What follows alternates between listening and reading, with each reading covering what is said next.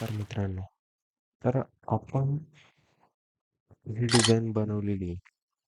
तुम्हाला थंबनेलला देखील पाहायला मिळते आणि इथे तुमच्या स्क्रीनवर तुमच्या मोबाईलच्या पीसीच्या लॅपटॉपच्या स्क्रीनवर तुम्हाला ही डिझाईन पाहायला भेटते. आता ही डिझाईन तुम्हाला कशी वाटते कमेंट करून सांगा. बाकी या व्हिडिओत तुम्हाला ही डिझाईन आपण कशा प्रकारे बनवलेली हे संपूर्ण डिटेल हे तुम्हाला या व्हिडिओत पाहायला भेटणार आहे, शिकायला भेटणार आहे. तर हे आपलं लेअर पॅनल या साईडचा लेअर पॅनलवरून आपण संपूर्ण केलेलं काम हे हाईड करू. तर सगळ्यात पहिल्यांदा आपली ही डिझाईनचा स्पेस एरिया आहे. ही साईज आहे 10x12 आणि याच्यात आपण हा ग्रेडियंट फिल केलेला आहे. कशा प्रकारे आहे हे तुम्ही बघू शकताय. त्याच्यात आपण ब्रशचा यूज केलाय आणि त्याला आपण लिनियर बर्न हा इफेक्ट अप्लाय केलेला आहे. त्याच्या जोडीला पुन्हा आपण डार्क कलर इफेक्ट आपण अप्लाय केलेला आहे आणि फायनल हे आपलं बॅकग्राऊंड तयार होते. आता हे बॅकग्राऊंड आपण तयार केल्यानंतर तुम्ही इथे बघू शकता आपण कशा प्रकारे याला इफेक्ट कॅमेरा रॉ फिल्टरच्या माध्यमातून आपण इथे नॉईस ॲड केलेले. ओके, नॉईस ॲड केल्यानंतर इथे आपण खालच्या साईडला इथे तुम्हाला पाहायला मिळते आपण इथे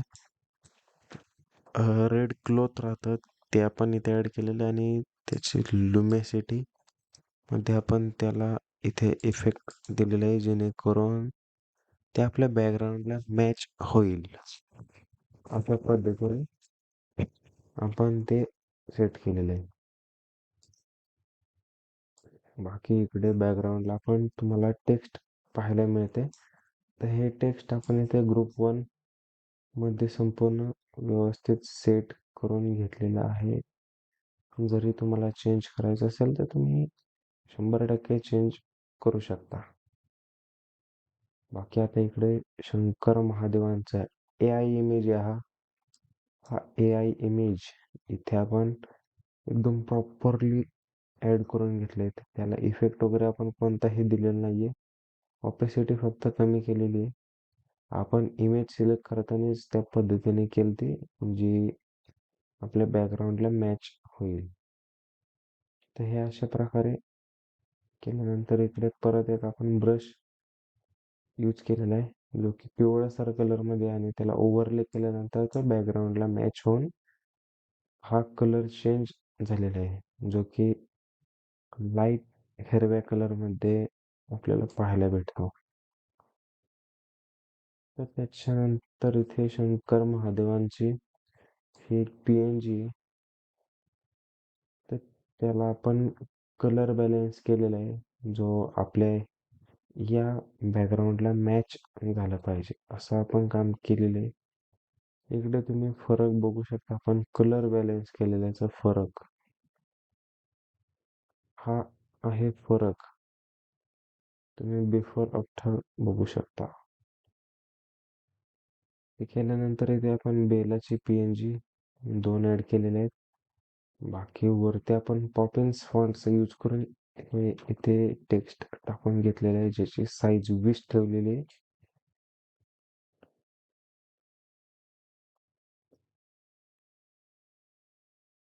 ठेवल्यानंतर आपण इथे महाशिवरात्र हे टेक्स्ट इन्फिनिटी फॉन्टच्या माध्यमातून आपण हे टाईप करून घेतलेले आहे. त्याला इफेक्ट देखील मारलेले आहेत. बाकी खाली सेम आपण पॉपिन्स फॉन्ट यूज केले आणि त्याची साईज 20च ठेवलेली. इन्फिनिटी फॉन्टच्या माध्यमातून आपण इथे मंगलमय शुभेच्छा हे टेक्स्ट टाकून घेतलेलं आहे. त्याच्यानंतर ही आपली निम्मी डिझाईन पूर्ण झाली. आता आपल्याला शुभेच्छुक हे टेक्स्ट टाकायचे म्हणजे हा खालचा डेटा टाकायचा आहे ते इथे आपण त्यांची इमेज ॲड करून घेऊ. त्याच्यानंतर आपण इथे आता शुभेच्छुक टेक्स्ट टाकण्यासाठी आपण इथे हा रेक्टँगल ऍड करून तिथे शुभेच्छुक टेक्स्ट असं टाकलेलं आहे. त्याच्यानंतर आपण त्यांचं नाव टाकू. नाव टाकल्यावर त्याला इफेक्ट वगैरे आपण हे दिलेले आहेत. बॅकग्राऊंड, शॅडो इफेक्ट वगैरे, ग्रेडियंट तुम्ही बघू शकता. हे अशा प्रकारे आपण त्याला इफेक्ट दिलेले आहेत. खाली व्हाईटमध्ये ओपन फॉन्टचा यूज करून आपण टेक्स्ट टाकून घेतलेलं आहे.